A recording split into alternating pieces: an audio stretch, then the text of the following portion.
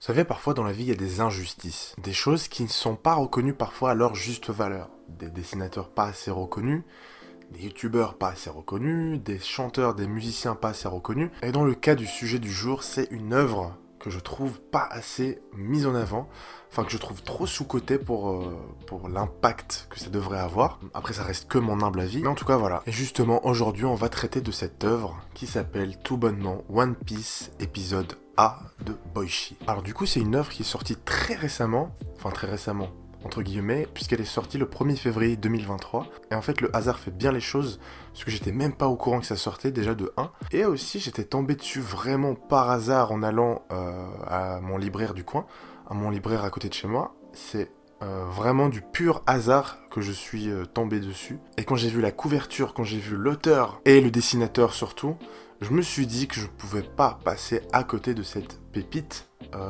cette potentielle masterclass. Déjà quand j'ai vu Boichi, c'était un instant masterclass, voilà. Parce que Boichi c'est Boichi quoi, tu vois. Et du coup aujourd'hui ça va pas être une grosse vidéo, puisque je compte pas vous spoiler non plus le manga. Voilà, le but c'est juste de vous donner envie d'aller vous procurer le premier tome, parce que du coup la bonne nouvelle c'est qu'il va y avoir un deuxième tome qui va sortir normalement le 4 octobre 2023. Bon, il y a du temps pour l'instant, mais voilà. D'ailleurs de base j'ai cru que ça allait être un one shot pur, mais en fait pas du tout, c'est juste le premier tome d'une potentielle longue série apparemment. Et tant mieux, tant mieux. Boichi, prends mon argent, vraiment, prends mon argent, n'hésite pas. Mais du coup vous êtes peut-être en train de vous demander, mais de quoi est-ce que ça parle? Bien en fait c'est très simple. Si vous voulez, le tome il est divisé un peu en deux parties, on va dire.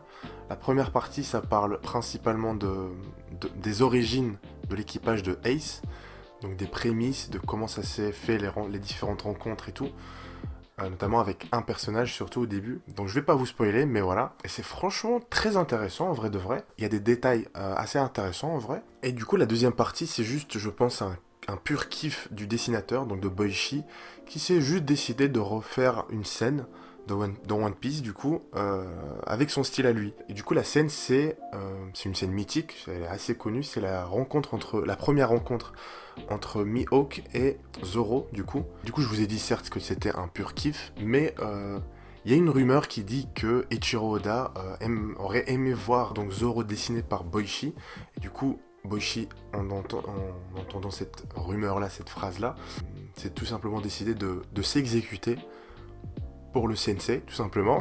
Et du coup, on a le résultat dans ce tome-là, et c'est un pur chef-d'œuvre. Et vraiment, je pèse mes mots, c'est un pur chef-d'œuvre, un délice pour les yeux. Déjà, Boichi, je pense que pour ceux qui connaissent du moins, savent à quel point c'est un monstre dans le dessin, c'est un génie absolu. Pour moi, en tout cas, c'est un génie absolu du dessin. Il a vraiment un style très propre à lui, enfin, tu sais que c'est lui. Ça fait partie du coup de ces mangaka qui ont du coup un, un style assez impactant, assez fort. Et surtout, il y a le réalisme qu'il apporte au style de One Piece de base d'Eiichiro Oda. Et je trouve que ça colle parfaitement avec l'œuvre. Enfin, il le fait d'une manière assez agréable à l'œil. Et vraiment, le featuring entre les deux artistes, c'est incroyablement bien réalisé. Franchement, c'est une belle surprise. Je m'attendais pas du tout. J'étais même pas au courant que ça sortait. C'était vraiment comme ça. Et d'ailleurs, c'est ça que je trouve dommage, pour rejoindre un peu ce que j'avais dit au tout début de la vidéo. C'est une masterclass que je trouve trop sous-cotée. On n'en a pas beaucoup parlé. Enfin, j'ai pas entendu beaucoup de gens en parler, du moins, sur les réseaux sociaux. Et je trouve ça assez dommage. Donc, je sais pas si vous connaissez cette œuvre-là. Ce featuring-là, qui s'est produit entre ces deux mangaka. Mais si vous connaissez pas, si vous ne l'avez pas lu, je vous conseille fortement de courir l'acheter. C'est vraiment une œuvre, ça vaut le coup d'être acheté. Et en plus de ça, c'est que le début. Donc comme je vous ai dit, le deuxième tome sort cette année en octobre. Donc franchement, n'hésitez pas une seule seconde. Donc comme je vous ai dit, je vais pas vous spoiler l'histoire. Donc malheureusement, j'aurai pas grand chose à dire de plus. Mais rien que pour le visuel déjà, c'est une pépite. Franchement, c'est une pépite, une pure pépite. Et en vrai, je trouve ça vraiment beau vas-y, qui a juste l'auteur de One Piece qui a juste voulu voir son œuvre dessinée par un autre artiste, et ça s'est fait, tu vois. Le destin a fait que vas-y, on va créer cette œuvre. Il s'est dit, viens, on réalise ce souhait-là, tu vois. C'est incroyable, vraiment, je trouve ça trop stylé comme concept. En plus, je sais qu'il y en a plein des mangaka qui aiment dessiner soit One Piece, soit d'autres mangas un peu plus connus, dans leur propre style. Et je trouve l'idée vraiment incroyable. Et là, c'est vraiment encore plus concret. Et c'est masterclass, tout simplement. Donc voilà, n'hésitez pas à me dire du coup si vous connaissiez ou pas l'œuvre du jour. Et si oui, bah n'hésitez pas à me donner vos avis sur les dessins, sur l'histoire, sur l'idée, le concept, tout simplement.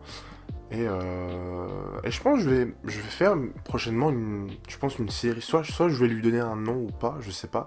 Mais peut-être un concept de vidéo où je vous présente juste des mangas pas si connus que ça.